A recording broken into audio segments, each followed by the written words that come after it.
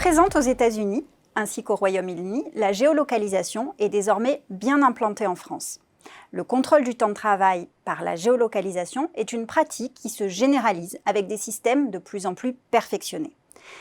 Les boîtiers connectés, qui équipent les véhicules des commerciaux, livreurs, chauffeurs routiers, enregistrent de plus en plus de données.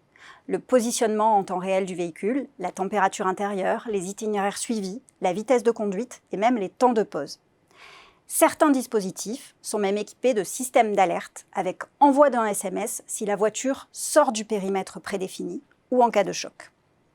Mais attention toutefois, car de nombreuses règles encadrent l'utilisation de ces outils afin que la vie privée des employés soit respectée.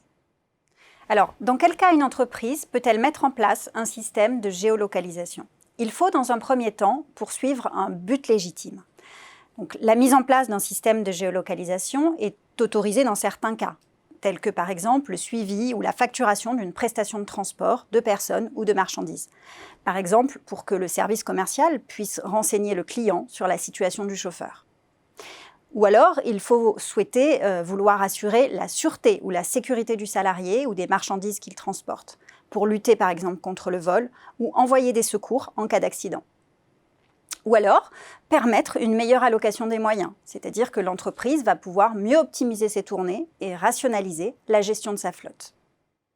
La géolocalisation peut-elle servir au suivi du temps de travail ?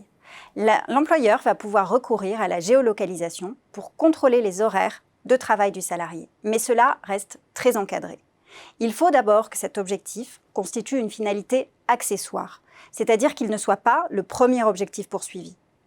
Il faut aussi que ce suivi ne puisse pas être réalisé par un autre moyen et ne collecte pas de données de localisation en dehors du temps de travail des salariés. Enfin, il est interdit de se servir d'un système de géolocalisation dans le but de contrôler le respect des limitations de vitesse ou encore pour contrôler un salarié en permanence, ni même pour suivre le déplacement des représentants du personnel dans le cadre de leur mandat. Alors, quelles sont les 3 étapes à suivre pour mettre en place un tel dispositif ? Tout d'abord, il est nécessaire de consulter et d'informer le comité social et économique avant la mise en place d'un tel dispositif.